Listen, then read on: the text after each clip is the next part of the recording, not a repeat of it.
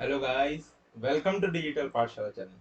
So here I am Shubham Somani. Welcome you all. So today we will discuss about the paper of JEE Mains that is being held on 16th March 2021, Shift 1. Many of you have mailed me this paper was some bit difficult and you want me to discuss it. And also I have received some of the doubts that will be covered in the next video. Okay, don't worry. Whatever your doubts that I will tackle in the next session. Okay, मतलब मुझे दो videos बनाने के लिए आया है, मतलब दो डाउट्स आपने पूछा है, आपने मुझे मेल किया है, तो उसका मैं रिप्लाई दूंगा उसमें. So don't worry about that, just stay with me. Okay, so if you haven't subscribed, yeah, now you can subscribe to my channel, and even if you have doubt, you can put it in the mail. Okay, and definitely I will make a video for your doubts. So today we will discuss the paper of 16th March 2021, shift 1. Okay, so this is the first question. Okay, now what is the first question? It is saying one main scale division of a vernier caliper is 8 centimeter is a centimeter, and nth division of the vernier scale coincide with the n minus 1th division of the main scale. The least count of the caliper in mm is. So simple सा देखो फंडा use होता है कि late से a into vernier scale division is equals to b into capital M. So what I can write, n into v is equals to n minus 1 into m. Okay, so when I will write this one, so I can write, see what I will get, v is equals to n minus 1 by n into capital M. Okay, so least count is equals to what it will be, it will be equals to m minus v. Okay, this is the least count. So if I will write, I can write m minus n minus 1 by n into m. Now m is what, basically the main scale. What is the reading of the main scale, matlab what is the length of the main scale length. So it will be 1 minus n minus 1 by n into m. M is a centimeter. From here I am getting a by n centimeter. This is the least count of the vernier calliper. Now we have to find out in the mm. तो mm में जब find out करेंगे तो 10 से multiply कर देंगे, तो least count का वैल्यू जो आएगा वो कितना आ जाएगा, 10a by n. So option 4 is correct. Okay, hope this answered your question. Now second question.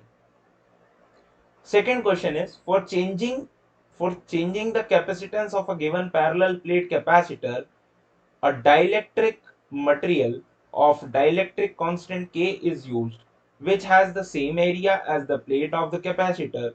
The thickness of the dielectric slab is 3 by 4D, where D is the separation between the plates of the parallel plate capacitor.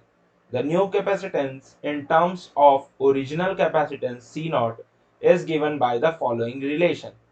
तो यार यहाँ पर वो direct वाला formula भी use कर सकते हैं, मुझे वो याद नहीं रहता इसलिए मैं वो वाला यूज नहीं करूंगा. यहाँ पर मैं मैथ से बेसिक तरीके से जाऊंगा. देखो बेसिक तरीका क्या बोलता है कि अगर ये देखो ऐसा फील्ड है, ये वाले साइड पे अपन ने क्या कर दिया, डाइलेक्ट्रिक फील्ड कर दिया, और ये डाइलेक्ट्रिक कितना भर दिया अपन ने, 3D/4 तक. ओके, और यहाँ पर ये D/4 का अपना प्लेन कैपेसिटर हो गया. तो ये दोनों कैसे हो गए, कैपेसिटर सीरीज में हो गए. तो what I can write, 1/C equivalent is equals to 1/C1 plus 1/C2. ठीक है, तो 1/C equivalent is equals to, अच्छा ये वाले कैपेसिटेंस की अगर मैं बात करूं तो ये कितना हो जाएगा, K epsilon not A upon 3D/4, और ये वाला हो जाएगा आपका epsilon not A by D. Area तो सेम ही है, देके रखा है हमें. अच्छा, D/4 sorry, epsilon not A by D की जो वैल्यू है वो हमें कितनी देके रखी है, C0. अब देखो यहाँ पर सिर्फ वैल्यू पुट अप कर देते हैं, तो यहाँ पर ये देखो कितना आ जाएगा, 3D/4 इंटू के epsilon not A plus D/4 epsilon not A. Okay, तो 1 upon C equivalent is equals to what I can write d upon epsilon naught A is common. In the bracket I can write 3 by 4k plus 1 upon 4. Okay अच्छा ये बन जाएगा 1 upon C not, तो ये लिख देते हैं 1 upon C not into the bracket. यहां पर देखो what I can write 3 plus K divided by 4k। Okay तो यहां से देखो सी इक्विवेलेंट की जो वैल्यू आ रही है वो कितनी मिल जाएगी मुझे, सी नॉट इंटू में 4k upon 3 plus 4, sorry 3 plus K. तो option C is correct. Okay now moving to the next question. What is the next question? A block of mass m slides along the floor while a force of magnitude F is applied to it at an angle theta as shown in the figure. The coefficient of kinetic friction is mu k. Then the block's acceleration is a. Okay, given by. Now we have to find out the a. G is the acceleration due to gravity. अच्छा, तो ये देखो पहली बात तो ये क्या हो गया, एक फ्लोर पे रखा हुआ है, इस पे ये F फोर्स लग रहा था। अब देखो ये एंगल कितना देके रखा है हमें, theta. Now if this angle is theta, तो यहाँ पर देखो इसके कंपोनेंट क्या बन जाएंगे, F cos theta in this direction and F sin theta in this direction. ठीक है, अब देखो यहाँ पर से एक लग रहा होगा नॉर्मल और नीचे की तरफ लग जाएगा mg। ठीक है, ब्लॉक का नीचे की तरफ लग जाएगा mg, पीछे की तरफ सरफेस पे क्या आ जाएगा, फ्रिक्शन फोर्स। अच्छा इट इज मूविंग, तो यहाँ पर हमें कौन सा यूज करना पड़ेगा, काइनेटिक। अब देखो, अब यहाँ पर देखो वर्टिकल डायरेक्शन में कोई मोशन नहीं है, तो मैं क्या लिख सकता हूँ, mg is equals to n plus f sin theta.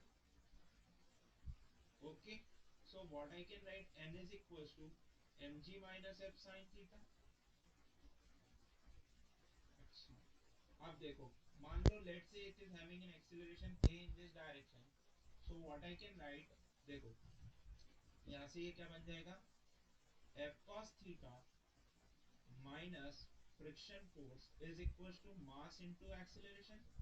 यही लिखते हैं अपन न्यूटन्स लॉज ऑफ मोशन में, अपन क्या लिखते हैं कि net force is equals to mass into acceleration. तो नेट फोर्स हॉरिजॉन्टल डायरेक्शन में है और वो कितना हो गया, f cos theta minus f is equals to ma। So यहां से देखो f cos theta minus f को I can write mu K into n, n की वैल्यू यहां से डाल दो, तो mu K into mg minus f sin theta into the bracket that is equals to ma। so a is equals to क्या बन जाएगा मेरे पास, f by m cos theta minus mu k into g minus f by m sin theta। Okay so अब देख लो, मतलब यही answer है। अब ये कौन से सेटिस्फाई कर रहा है, minus, so option B, second option is correct। okay, let's move to the next question। Fourth question is, the pressure acting on a submarine is 3 to the power 3 into 10 to the power 5 Pascal। okay, at a certain depth। ठीक है, मान लो late से h depth पे है, h depth पे आ गए submarine में, ये पानी है भाई।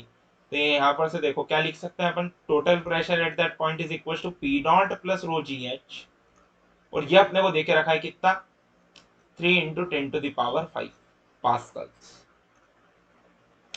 If the depth is doubled, the percentage increase in the pressure acting on the submarine would be, okay, assume that the atmospheric pressure is, ठीक है ठीक है, ओके नो इशू।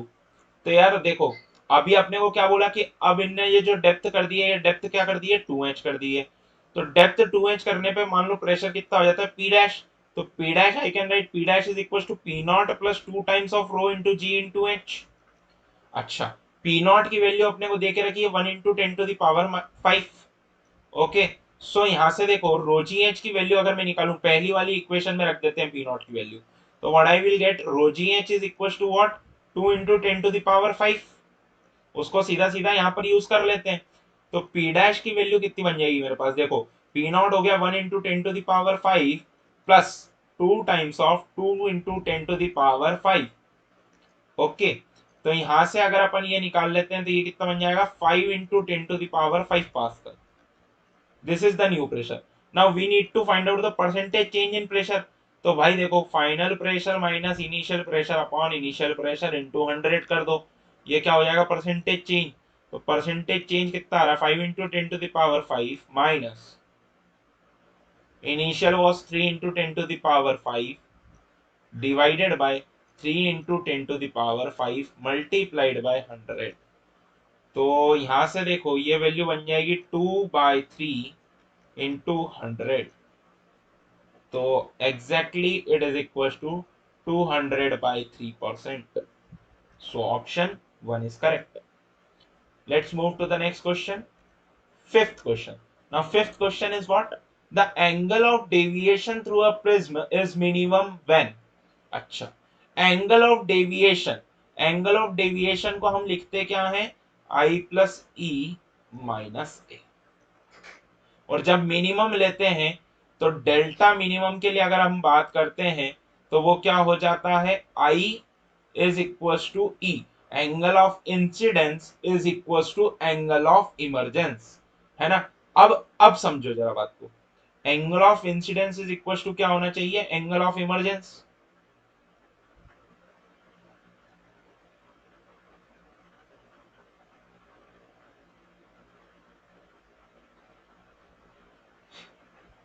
हाँ, तो देखो, मान लो अगर यहां से लाइट एंटर करी, मैं प्रूव भी कर देता हूं कि आई इक्वल टू ए क्यों ई क्यों होना चाहिए, समझो। और ये पैरेलल क्यों आएगा। अब देखो फर्स्ट क्या बोल रहा है, incident ray and emergent ray are symmetric to prism, ये तो सही है भाई। The reflected ray inside the prism becomes parallel to its base, ये भी सही है। अभी चेक करते हैं क्यों।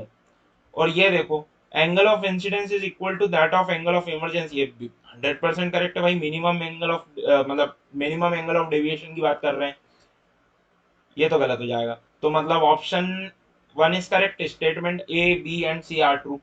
क्यों, देखो इस पॉइंट पे नॉर्मल बनाओगे, let's say this is angle of incidence, और मान लो ये बन जाता है फर्स्ट एंगल ऑफ रिफ्लेक्शन। तो I can write 1 into sine i is equal to mu into sine r 1, ठीक है।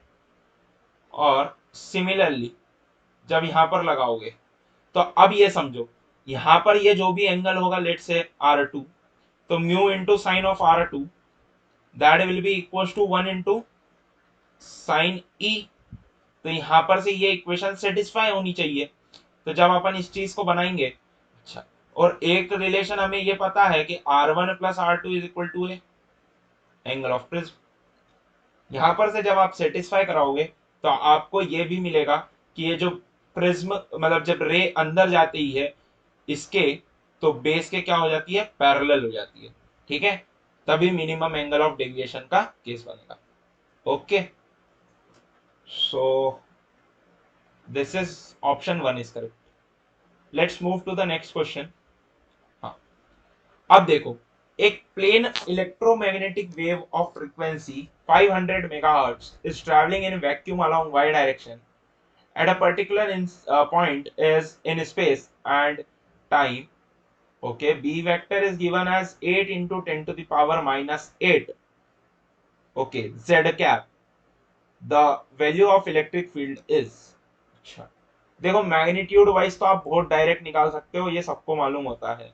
कैसे, अपने को पता है कि E क्रॉस B ये होता है direction, direction of propagation of wave is E cross B, ठीक है। ये तो हो गया डायरेक्शन के लिए। अच्छा, मैग्नीट्यूड कैसे निकालेंगे भाई, तो अपने को ये मालूम है ना कि इलेक्ट्रिक फोर्स जो है वो उसको बैलेंस कर रहा होता है मैग्नेटिक फोर्स को। तो if I will write C is the speed, ठीक है, और ये किसके बराबर हो जाएगा ई बाई बी के बराबर, magnitude of E B divided by magnitude of B. So E का वैल्यू जो आ रहा है वो कितना आ रहा है बी इंटू सी।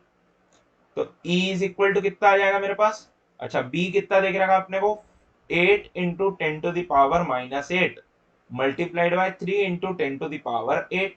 तो यहां से ये E का वैल्यू जो आ रहा है वो कितना आ रहा है 24 वोल्ट पर metre, this is magnitude wise, I am not talking about the direction. Direction कैसे निकालेंगे? अच्छा, अब देखो, समझना बात को, ये वाई एक्सिस हो गया, ये एक्स एक्सिस हो गया, और ये जेड एक्सिस हो गया। मैग्नेटिक फील्ड जो है वो है अपनी प्लस जेड की तरफ, समझना। मतलब मान लो अगर अपन ऐसा ले रहे हैं तो ये बाहर की तरफ आ रहा है ना जेड वेक्टर।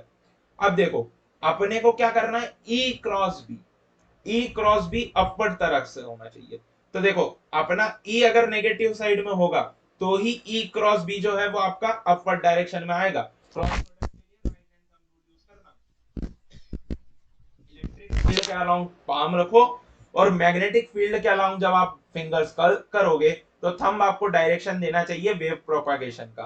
तो वो सिर्फ तभी मिलेगा जब आपका इलेक्ट्रिक फील्ड जो है वो किस डायरेक्शन में आएगा, नेगेटिव एक्स एक्सिस की तरफ। सो इसके according option 1 is correct. So -24 X cap volt पर meter is the electric field. Okay, so the next question is the maximum and minimum distances of a comet from sun are 1.6 into 10 to the power 12 meter and 8 into 10 to the power 10 meter respectively. If the speed of the comet at the nearest point is 6 into 10 to the power 4 meter per second and the speed at the farthest point is, simple सा यहाँ पर concept है angular momentum conservation. मतलब mv1r1 is equal to mv2r2। ठीक है, अब एक बात समझो, m तो m कैंसिल हो जाएगा, v1r1 is equal to v2r2। ठीक है, अब देखो नियरेस्ट पॉइंट, अब लेट से मैं r1 ले लेता हूँ farthest point, that is 1.6 into 10 to the power 12 metre, और r2 मैंने क्या ले लिया, nearest point, that is 8 into में 10 टू द पावर 10 मीटर। तो यहाँ पर देखो v2 कितना है, अपने को देख रखा है 6 इंटू 10 टू दावर 4 मीटर पर सेकेंड। v1 हमें फाइंड आउट करना है कितना होगा। तो what I can write, 1.6 into 10 to the power 12 into v1 is equal to 8 into 10 to the power 8 multiplied by 6 into 10 to the power 4। Okay, so यहाँ से देखो v1 का वैल्यू कितना आ जाएगा, 48 into 10 to the power 12 divided by 1.6 into 10 to the power 12। ठीक है, तो यहां से जब इसको कैलकुलेट करते हैं तो ये आ रहा है 30 मीटर पर सेकेंड।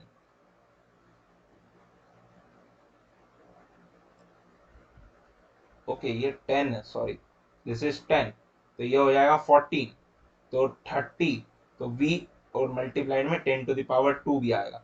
तो v इज इक्वल टू 30, मतलब 30 मतलब 3000 मीटर पर second. So I can write v is equals to 3 into 10 to the power 3 meter per second. So option C is correct. Third is correct. ठीक है, next question पे move करते हैं। Eighth question, अब eighth question है ये, मतलब थोड़ा सा ट्रिकी है और कुछ नहीं है, इसमें भी same similar sort of concept use होने वाला है। ठीक है, देखो,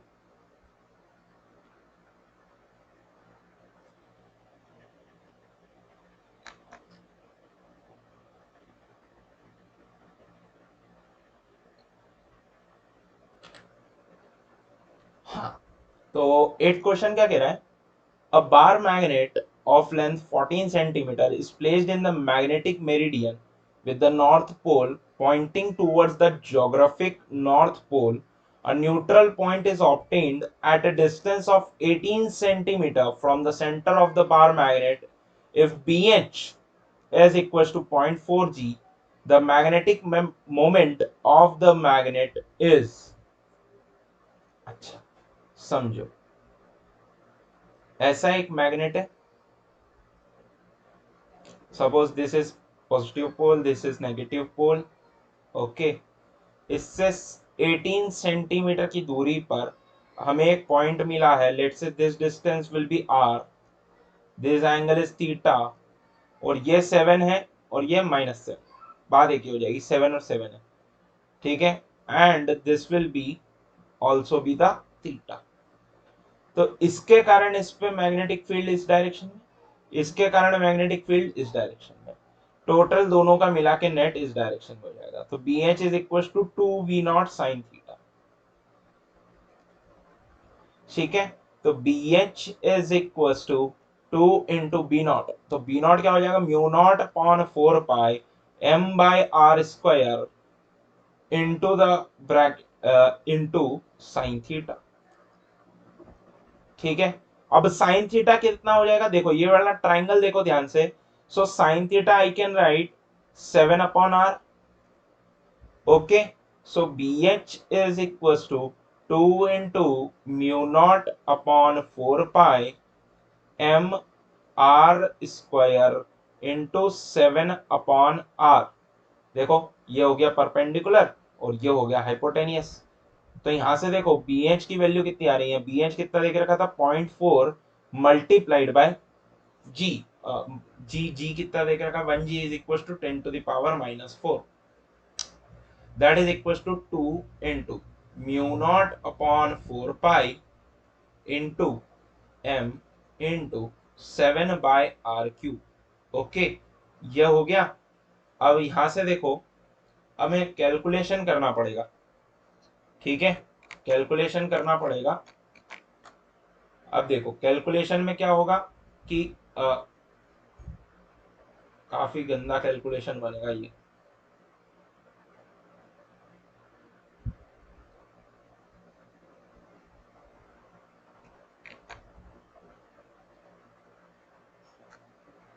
अब देखो या सो यहाँ पर क्या कर सकते हैं अपन, कुछ सस्ता हो रहा है क्या, रखना ही पड़ेगा। आर की वैल्यू देखो, आर कितना हो जाएगा, √18 का स्क्वायर प्लस 7 का square, that is equal to R, मतलब सॉल्व ही कर लो यार इसमें, मतलब अच्छा मैग्नेटिक मोमेंट फाइंड आउट करना है। तो मैग्नेटिक मोमेंट होता क्या है, M into the L, M into L. ठीक है, एम इंटू एल। तो एल क्या होता है, length of the bar magnet. So यहां से देखो एम इंटू एल, एल कितना है यहाँ पर अपने पास 14 सेंटीमीटर।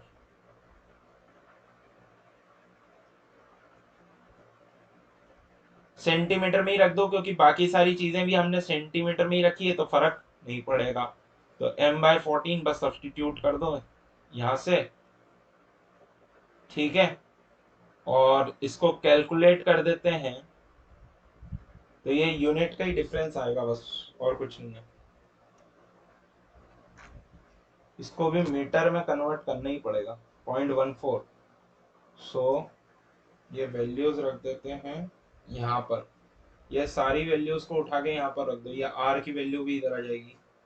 तो यहाँ से देखो कैपिटल एम की जो वैल्यू आ रही है ना, वो कितनी आ रही है मेरे पास, कैपिटल एम की जो वैल्यू आ रही है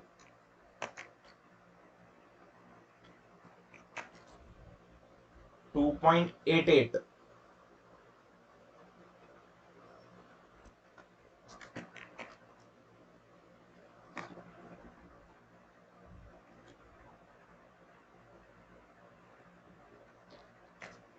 सो ऑप्शन 3 इज करेक्ट। मतलब कैलकुलेटिव क्वेश्चन था, इसको आप छोड़ सकते थे मेरे हिसाब से, तो मतलब ये ज्यादा टाइम ले रहा है। ठीक है, देखो next question. The volume V of an enclosure contains a mixture of 3 gases. अच्छा 3 गैसेस का मिक्सचर है, टोटल नंबर ऑफ मोल्स निकालने पड़ेंगे।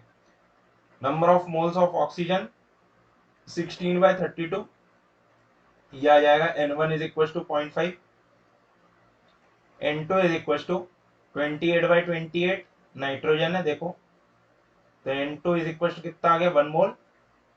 और कार्बन डाइऑक्साइड तो N3 इज इक्वल टू कितना हो जाएगा 44/44, तो ये बन जाएगा N3 इज इक्वल टू 1। अच्छा, तो यहाँ से देखो टोटल नंबर ऑफ मोल्स कितने बन गए, N1 plus N2 plus N3। तो यहाँ से देखो टोटल नंबर ऑफ मोल्स बन रहे हैं 2.5 के बराबर, है ना। अब देखो पीवी इज इक्वल टू क्या होता है, NRT. PV is equal to क्या होता है, एनआरटी। 2.5 को आई कैन राइट 5/2। क्या निकालना है, pressure. Pressure is equal to 5/2 RT/V। Okay, so option 3 is correct, ये डायरेक्ट क्वेश्चन था। मतलब एक ही क्वेश्चन सिर्फ लेंदी है अभी तक तो जितना देखा। In thermodynamics heat and work are, ये आंख बंद करके भी मतलब याद होना चाहिए, कोई रात में भी पूछे उठा के तो आपको पता होना चाहिए कि heat and work our path function, it depends on the path followed. ठीक है, अरे खुद ही सोचो ना, वर्क डन अपन जब पढ़ते हैं तो अगर मैंने आइसोकोरिक प्रोसेस लिया है, आइसोकोरिक प्रोसेस लिया है तो वॉल्यूम कांस्टेंट हो गया, वर्क डन 0। अगर मैंने कांस्टेंट प्रेशर प्रोसेस लिया है तो P into V two minus V one. लेकिन अगर मैंने वही अपना क्या बोलते हैं आपका आइसोथर्मल प्रोसेस लिया होता तो NRT L N V two by V one, L N P two by P one, sorry. ठीक है, तो उस टाइप से आपका वेरिएशन आपको देखना है। तो वर्क डन तो डिपेंड ही करता है ना पाथ पे, अलग अलग प्रोसेस के लिए अलग अलग होगा। क्वेश्चन नंबर 10 पे आ जाते हैं, सॉरी 11, क्वेश्चन नंबर 10 पिछला था। Four equal masses m each are placed at the corners of a square of length L as shown in the figure.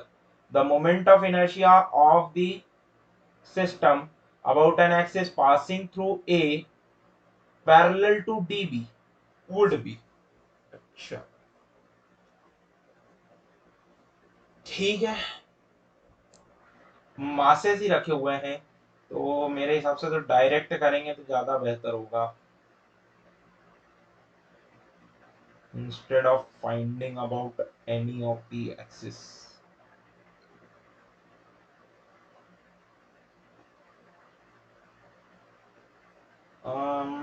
दो तरीके से देखो सॉल्व हो सकता है। एम एम, इधर भी एम रखा हुआ है, इधर भी एम रखा हुआ है। ठीक है, हम पहले क्या कर लो, ये डीबी के अलोंग निकाल लो और उसके बाद पैरेलल एक्सिस थ्योरम से शिफ्ट कर दो, क्योंकि सेंटर ऑफ मास जो होगा वो इसके ऊपर ही लाई कर रहा है। ठीक है, एक मेथड। दूसरा मेथड क्या होता है, अरे भाई हमें तो इस एक्सिस के अबाउट निकालना है, देखो ये जो लाल वाली एक्सिस है ना, that is parallel to DB ना, तो हमें तो इस एक्सिस के अबाउट निकालना है, तो सीधे सीधे क्यों ना इसी एक्सिस के अबाउट निकाल लें। तो अपने को क्या लेना पड़ेगा, मेन तो हमें चाहिए रहेगा डिस्टेंस, ये डिस्टेंस लगेगा और ये डिस्टेंस लगेगा टोटल। ठीक है, परपेंडिकुलर डिस्टेंस लगेगा ना।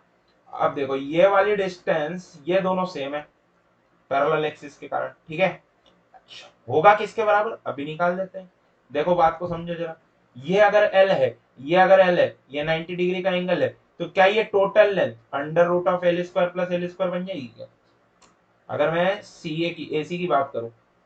ठीक है, तो देखो इस वाले मास का moment of inertia about this axis, तो what I can write, I is equal to M into A C का होल स्क्वायर, ये तो बन गया इस वाले मास का, प्लस टू टाइम्स लिख देते हैं, ये दोनों मास तो सेम दूरी पर ही है। अब ये दूरी कितने बराबर होगी, तो क्या वो ये वाली लेंथ के बराबर हो जाएगी, and it is half of A C, so A C by two का होल स्क्वायर। ठीक है, अच्छा ए सी किसके बराबर आ रहा है, रूट टू एल के बराबर, एसी किसके बराबर आ रहा है, रूट टू एल के बराबर, तो यहाँ पे रखते जाते हैं रूट टू एल का whole square plus two times of, अच्छा एम भी तो आएगा, M, two times of M into root two L by two का होल स्क्वायर। ठीक है, तो I is equal to M L square plus two M L square by two, तो I is equal to कितना आ गया, three M L square, तो option three correct है। ठीक है, नेक्स्ट क्वेश्चन पे चलते हैं। This is question number 12।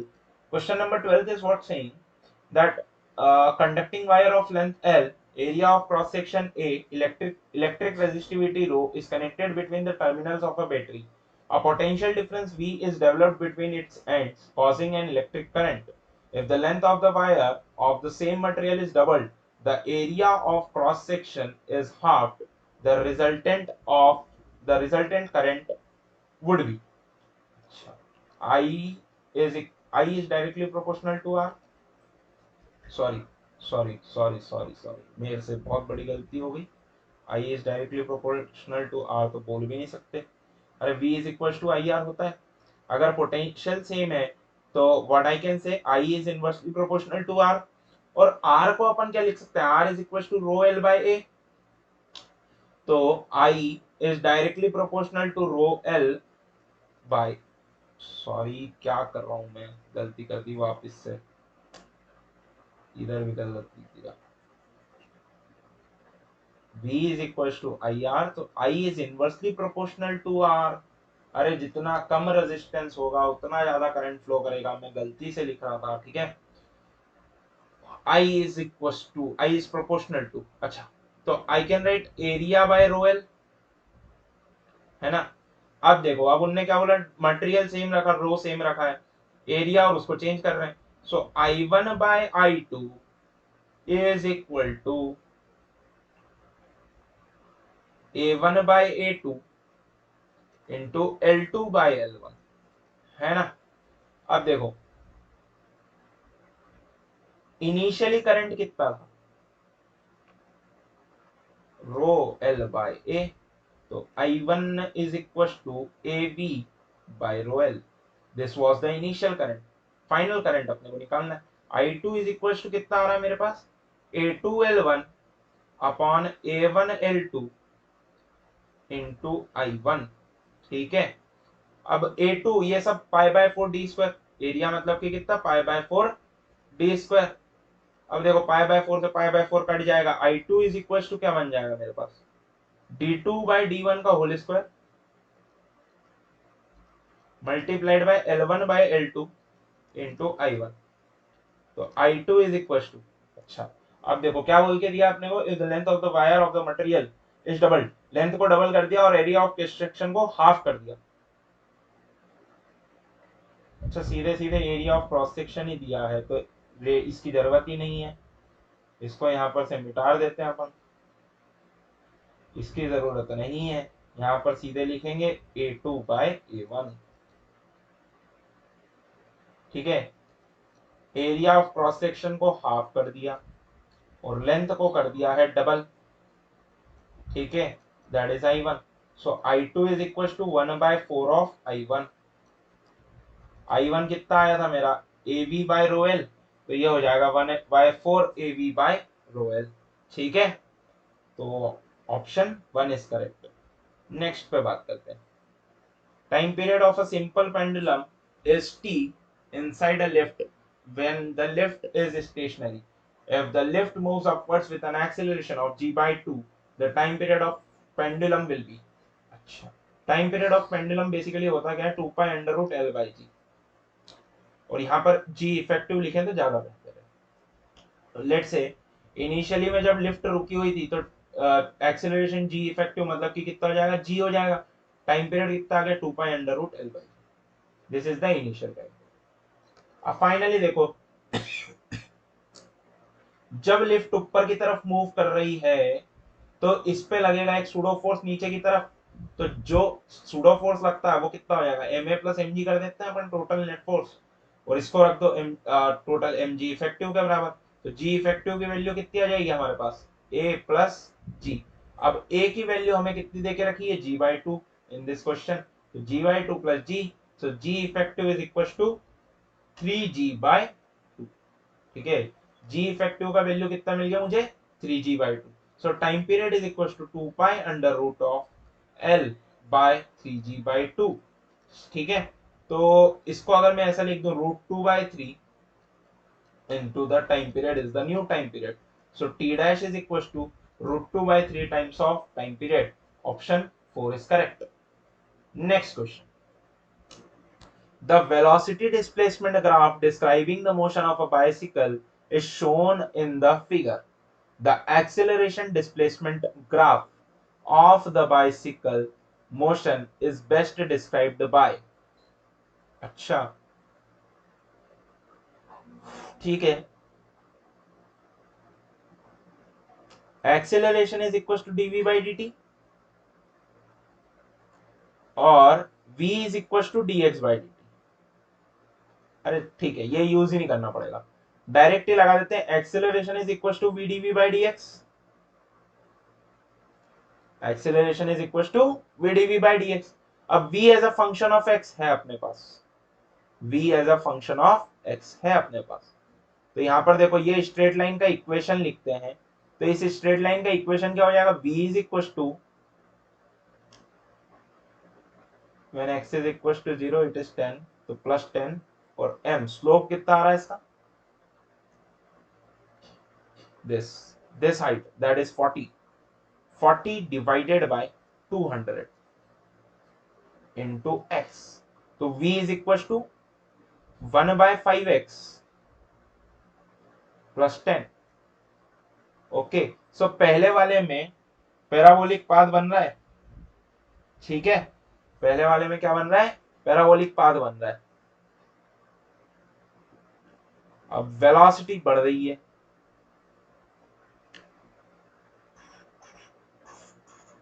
हाँ तो देखो अगर मैं इसको रख दूं a is equal to V D V by D X, v मतलब कि ये हो गया 1/5x plus 10 into the bracket dv by D X, ये हो गया 1/5। अच्छा, तो acceleration is equal to 1/25x plus 2। अच्छा, तो 2 से चालू होगा, फिर एक स्ट्रेट लाइन बनेगी, और उसके बाद देखो ये वेलोसिटी हो गई constant with respect to x, it is not varying, तो एक्सेलरेशन हो जाएगा 0, ठीक है। तो यहां पर से इसका आंसर कितना आ रहा है अपना,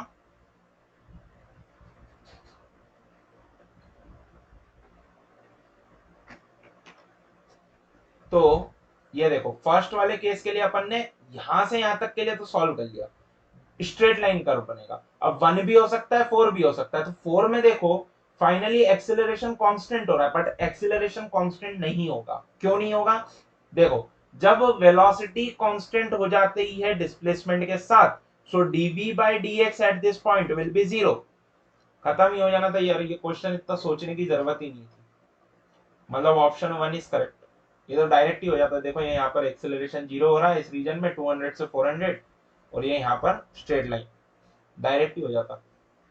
चलो नेक्स्ट क्वेश्चन चलो। A 25 meter long antenna is mounted on an antenna tower. The height of the antenna tower is 75 meter. The wavelength of the signal transmitted by the uh, antenna would be, तो lambda is equals to 4h, है ना। lambda is equals to 4h लगा देते हैं अपन, यही होता है।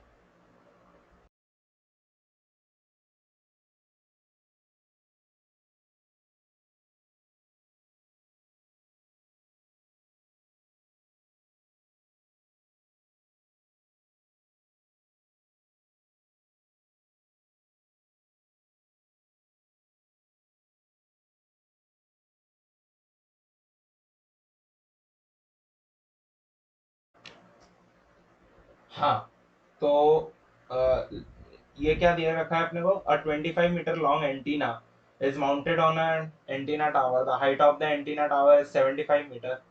सो ये 75 मीटर जो दिया हुआ है ना, ये तो गुमराह करने के लिए दिया हुआ है। Lambda is equal to 4h and h is the height of the antenna, so lambda is equal to कितना हो जाएगा 4 इंटू 25, सो आंसर कितना आ जाएगा, lambda is equal to 100। So option 4 is correct. For an electromagnetic wave traveling in free space, the relation between average energy densities due to electric field and magnetic field is equal। ये direct theoretical question है, याद होना चाहिए, बिल्कुल रात में भी उठा के पूछे तो याद होना चाहिए। हाँ ये थोड़ा सा एक अच्छा क्वेश्चन था, मतलब था क्या, मतलब बोल ही सकते हैं बस। देखो क्या दिया हुआ है, an RC circuit as shown in the figure is driven by an AC source generating a square wave, the output wave pattern monitored by CRO would look close to। पहले तो ये समझो कि एक केस हो जाएगा चार्जिंग का और एक केस हो जाएगा डिस्चार्जिंग का। मान लो ये रेजिस्टेंस है, ठीक है, ये यहाँ पर अपना सोर्स है, ये पॉजिटिव हो गया ये नेगेटिव हो गया, तो फर्स्ट केस हो गया चार्जिंग का। तो चार्जिंग में तो क्या है कि बढ़ता जाएगा बढ़ता जाएगा बढ़ता जाएगा, ठीक है। अब एक्सपोनेंशियली क्यों बढ़ा रहा हूं, भाई देखो अपन ने जब वो उसका डेरिवेशन कर रहे थे आरसी सर्किट का, तो वहां पर भी जब अपन ने रिलेशन लिया था, तो अपन क्या लेते हैं, I is equal to D Q by D T, और इसी तरीके से जब इंटीग्रेट करते हैं तो वहां से अपने को रिलेशन मिलता है ना, उसी तरीके से जब आप यहाँ पर लोगे तो आपको रिलेशन मिलेगा, तो ये कर्वेचर पाथ ही जानेगा, ठीक है।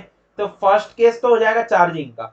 अब देखो दो केस बन सकते हैं, फर्स्ट और थर्ड, ये तो गलत ही हो गया, फोर्थ और सेकंड, फोर्थ सेकंड वाले में भी बढ़ रहा है, बट डायरेक्टली ड्रॉप हो रहा है, ठीक है। अब यहां पर देखो ये कर्वेचर बना, ठीक है। अब ये हुआ फर्स्ट केस ऑफ चार्जिंग। अब इन केस ऑफ डिस्चार्जिंग ये वापस से कम होगा, ये यहाँ पर नेगेटिव पॉजिटिव, इधर रेजिस्टेंस आ जाएगा और ये वापस से क्या होगा, ड्रॉप होगा। तो ड्रॉप होगा तो सडनली थोड़ी नहीं ड्रॉप हो जाएगा, इट विल टेक टाइम। ये देखो यहां पर से ऐसा मूव करेगा तो ये ऐसा बनते जाएगा कर्व, समवॉट लाइक दिस, ठीक है।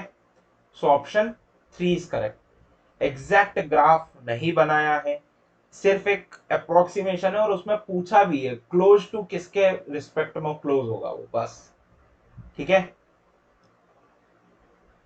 The stopping potential in the context of photoelectric effect depends on the following property of incident of electromagnetic radiation।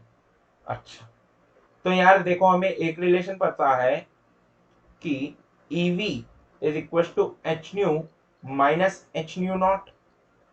So what I can write, EV is equals to h by E into nu minus h by E into nu naught।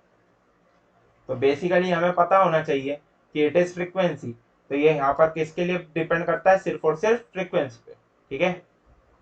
Next question, a block of 200 gram mass moves with a uniform speed in a horizontal circular groove। अच्छा, ये एक circular groove है,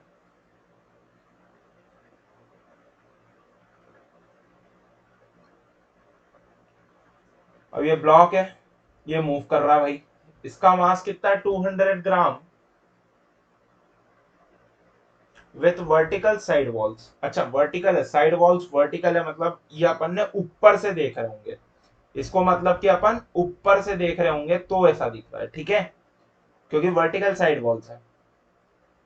of radius 20 centimetre, radius भी देके रखा है 20 centimetre. If the block takes 40 seconds to complete one round, the normal force by the side walls of the groove is। अच्छा, अच्छा, स्पीड नहीं देके रखी अपने को, अच्छा, ओके। टाइम पीरियड देके रखा है 40 सेकेंड्स में एक राउंड घूम जाता है, तो omega can I find it out, omega is equal to 2 pi by T. तो ओमेगा कितना हो जाएगा, 2 pi by T is 40, so omega is equal to pi by 20 radian per second. Now normal force, अरे ये देखो यहां पर से जब इधर जाएगा तो इस पे क्या लगेगा, एक centrifugal force M R omega square, वो किसको बैलेंस कर देगा, नॉर्मल को, खत्म।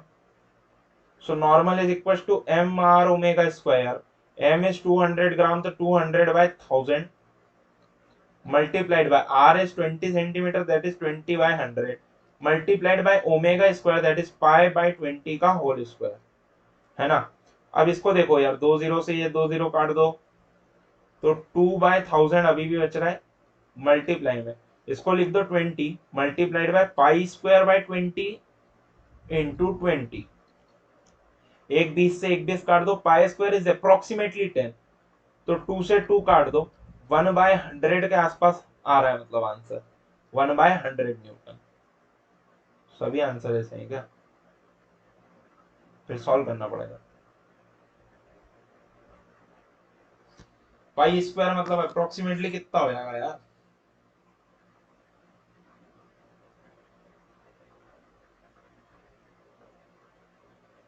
तो 9.86 आ रहा है, 9.86 मल्टीप्लाइड बाय 2 डिवाइडेड बाय 20। हाँ तो मतलब ऑप्शन सेकंड इज करेक्ट, इसको 9.86 लिखो यार, ठीक है। एग्जैक्ट करना पड़ेगा थोड़ा सा कैलकुलेशन, क्योंकि सब में 10⁻⁻² आ रहा है, ओके। नेक्स्ट क्वेश्चन देखते हैं।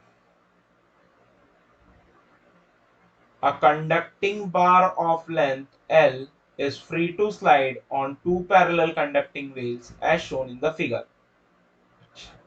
ये पैरेलल रील्स बना दो, इधर एक रेजिस्टेंस लगा है R1, इधर एक रेजिस्टेंस लगा है R2, ठीक है, और ये यहाँ पर ये एक कंडक्टिंग रॉड है, इसकी वेलोसिटी है v।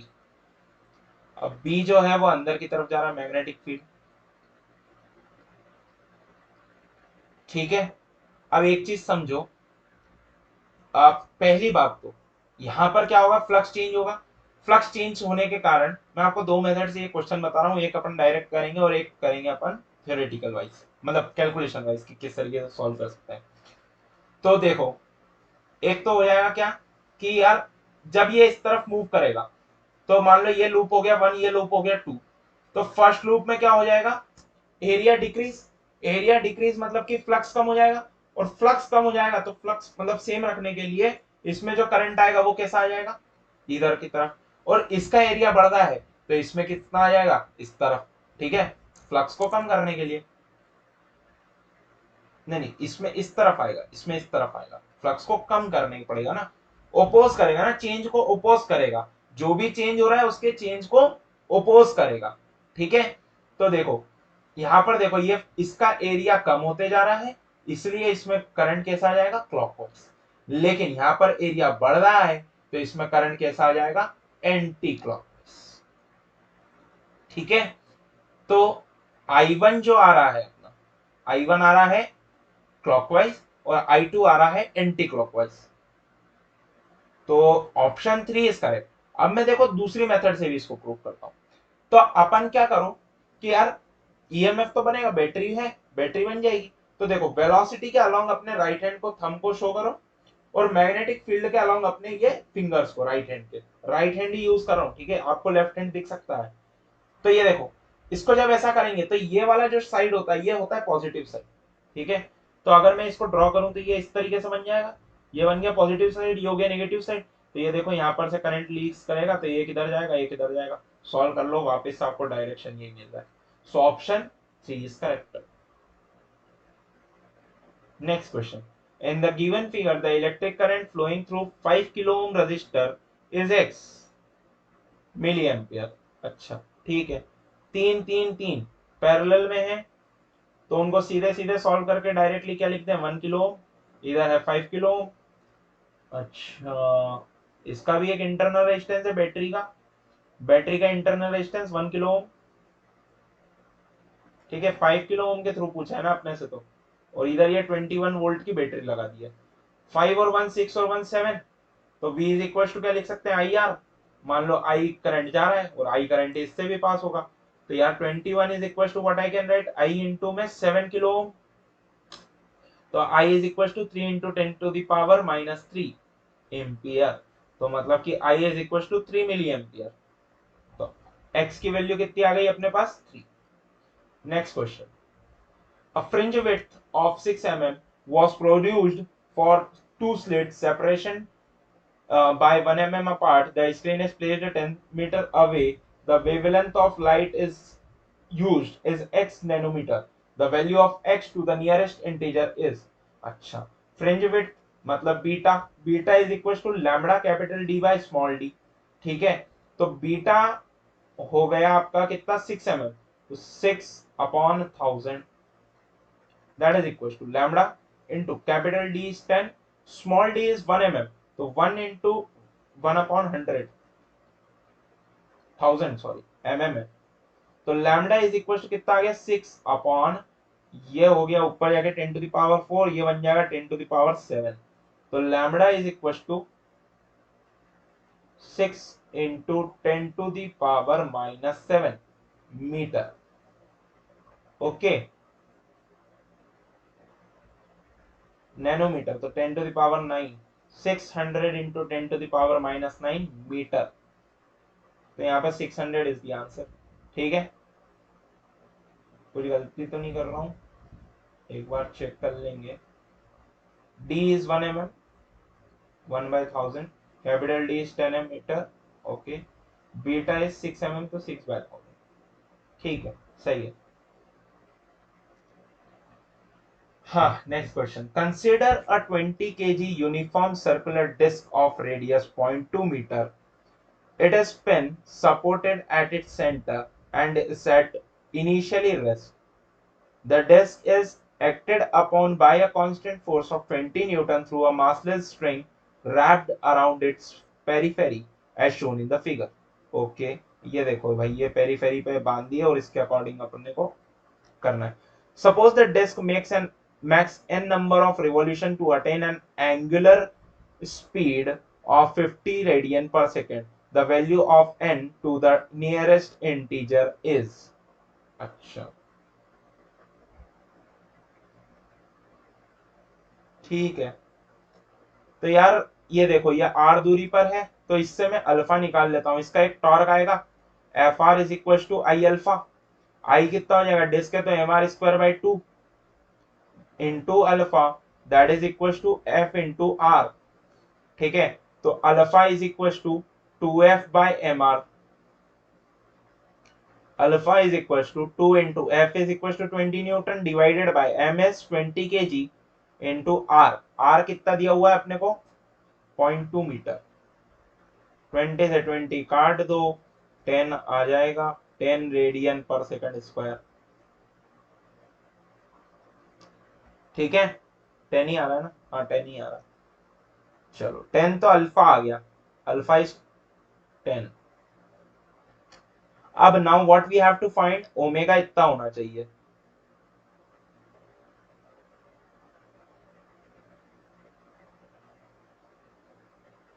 n number of revolution. अच्छा ठीक है तो यार I can write omega. Omega final का square is equal to omega initial का स्क्वायर प्लस में 2 alpha delta theta. Delta theta को मैं थीटा ही लिख देता हूँ टोटल एंगल टर्न. ठीक है तो ओमेगा फाइनल का स्क्वायर दैट इज 50 का whole square is equal to omega initial 0 plus में 2 इंटू 10 इंटू थीटा. तो थीटा इज इक्वल टू कितना आ रहा है मेरे पास 2500 डिवाइडेड बाय 20. 0 से 0 गया 125. Theta is equal to 125 radian. अब देखो एक रेडियन में 2 पाई.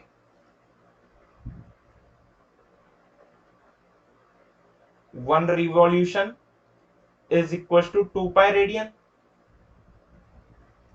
तो N revolution is equal to 125 radian. तो इसको डिवाइड कर दो यार बेसिकली. तो यहां से देखो n इज इक्वल टू कितना आ जाएगा 125 डिवाइडेड बाय 6.28 बेसिकली. तो n इज इक्वल टू कितना आ रहा है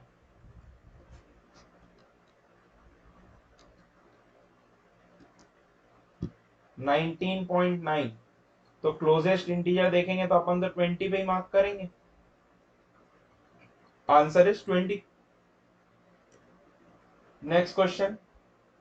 the first three spectral lines of H atom in the Balmer series are given lambda 1, lambda 2, lambda 3 considering the Bohr atomic model.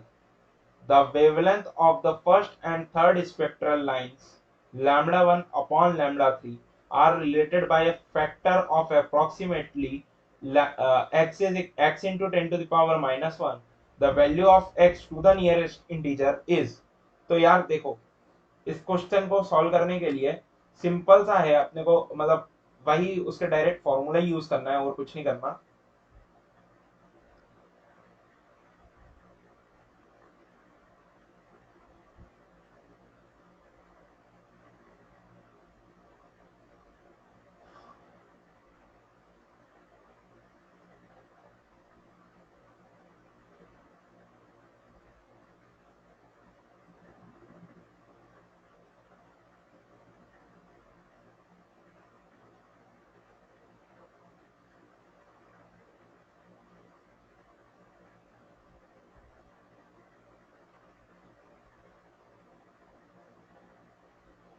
हाँ तो देखो फॉर्मूला क्या लगा देंगे 1 upon lambda 1 is equal to R Z square 1 upon n1 Balmer से चालू हो रहा है तो 1 upon 2 square minus 1 upon 3 square. This is the first spectral line. So lambda 1 is equal to कितना आ रहा है मेरे पास रुको 1 upon lambda 1 is equal to R Z square into the bracket 9 minus 4 divided by 36। तो lambda one is equal to कितना आ गया मेरे पास, 36/5 RZ²।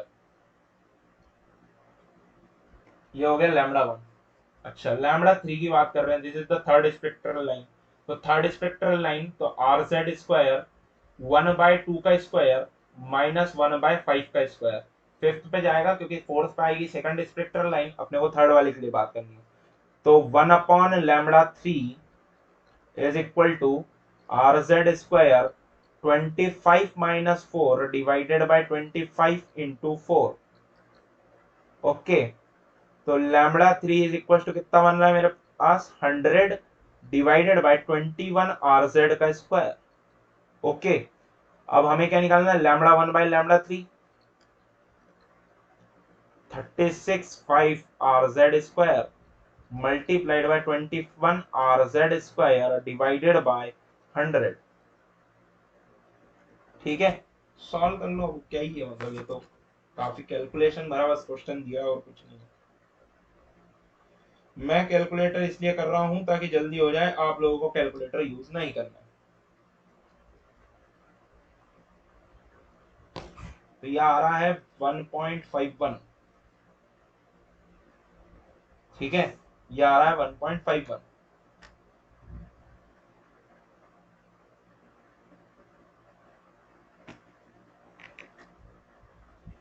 तो अपने को तो क्या निकालना है, ये वैल्यू इंटू 10⁻⁻1। तो ये हो जाएगा 15.1 इंटू 10⁻⁻1। तो नियरेस्ट इंटीजर तो 15 ही आ रहा है। आंसर कितना लिख देंगे, 15। Next question. ओके, ठीक है।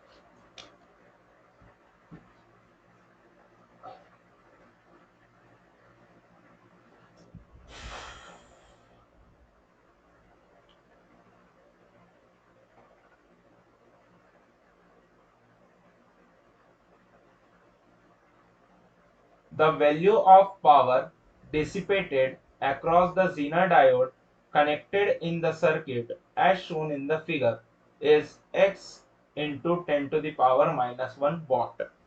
Okay, the value of x to the nearest integer is, ठीक है।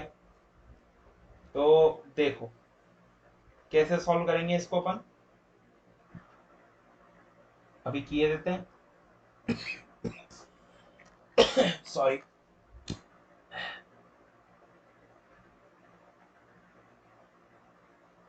सॉरी।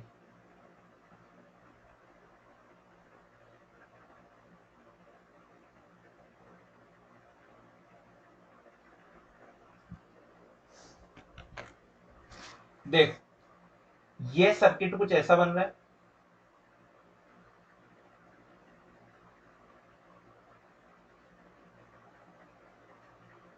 अब ये जीना डायोड का अपने को ब्रेकडाउन वोल्टेज दिया हुआ है।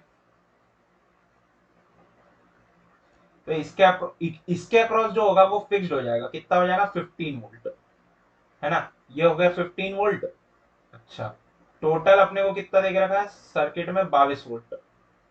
22 में से 15 गया, बचा कितना, 7। तो इस वाले के अक्रॉस कितना हो जाएगा, 7 वोल्ट। तो यहां से जो करंट जाएगा आई, उसको मैं लिख देता हूं 35 ओम के अक्रॉस जा रहा है I1 लेट से, और इधर जाएगा I2। तो यार I2 को I can write 15 divided by 90। 15 divided by 90 is equal to I2। तो I2 की वैल्यू कितनी आ जाएगी मेरे पास, 1/6।